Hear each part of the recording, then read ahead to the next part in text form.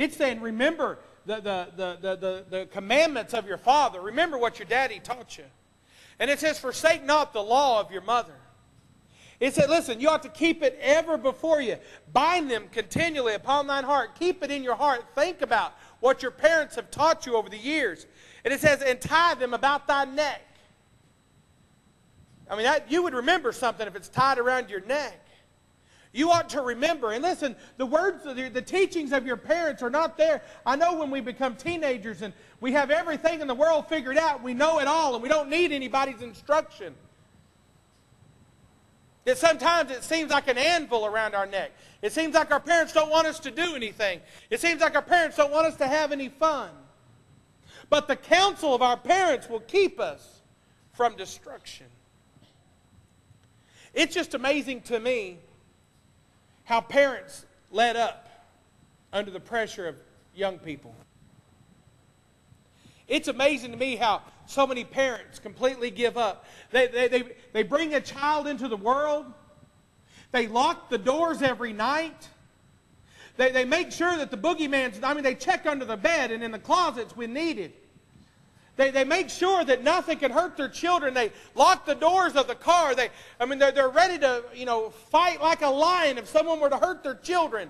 They're ready to fight at the drop of a hat if someone were to try to harm their child. And they'll do everything they can to protect them and to protect them and to protect them. And all of a sudden they'll get up to be about 15, 16, 17 years old. And just because some pimple-faced little freak gets a driver's license, they'll take everything that they protected for 15, 16, 17 years and throw it out the window to let some punk take their kid out where they're not safe at all. I wonder about that.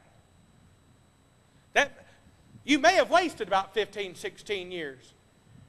The last person that needs to be protecting your child is another child. There's a reason that parents are parents. God desires you to protect your children. And just because some kid got a driver's license 6 months ago doesn't mean he's a safe enough driver to be driving your kid around. And I promise that without supervision, your children don't have enough sense to be alone together. I'm just trying to get you to listen. I don't want to be crude or rude. I'm not going to glorify the devil with any bad stories, but let me ask you to do this. Think back to when you were 15, 16, and 17 years old. And think about what you might have been doing without any parental supervision. Do you really want to subject your children to that? That is exactly what will happen. Except now, we live in such a sexually charged generation where you have billboards and television and magazines and newspapers and commercials and everything is so sexually charged. Do you really want to put your kids through the fire without some kind of supervision?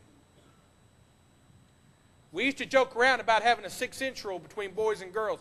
We may need to imply a 6-yard rule.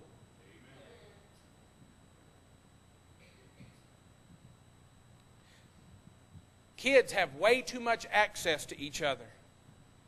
I'm not trying to sound like a fuddy-duddy, but I'm not for all this 24-hour-a-day access through text messaging and instant messaging and computer this and computer that. Puke, vomit on all of it.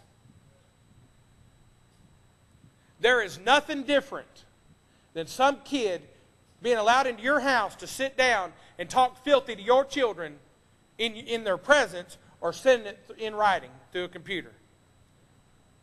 Every parent in this auditorium should feel perfectly okay with any moment of any day walking up and taking their kid's cell phone and scrolling. You better know how to scroll through those messages too. And if you find one thing in there, the boot heel of your shoe will take care of that problem where it won't happen again, whether it's the phone or somebody. You ought to know what your kids are sending, and you ought to know what your kids are receiving. Say amen right there. And if they don't like it, they can do without a phone. They can do without a computer. If I ever pick up a cell phone of one of my children and the messages have been deleted, everything just got deleted. Access to everybody.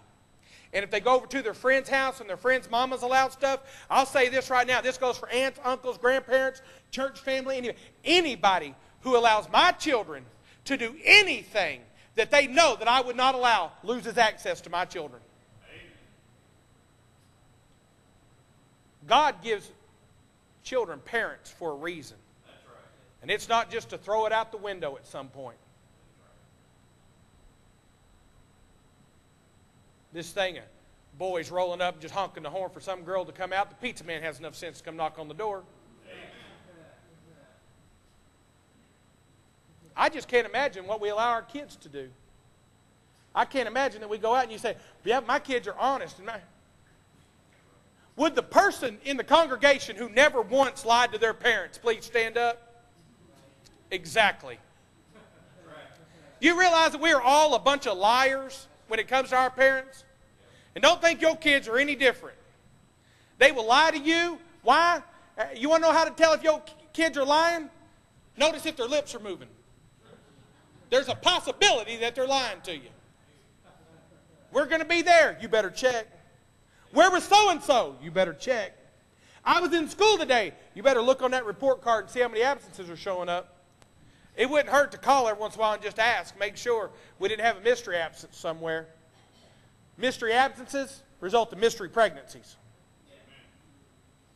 See, I don't like that, preacher. I don't either. I prayed with a lot of broken-hearted parents when their kids get pregnant. It's quiet up in here on a Sunday morning.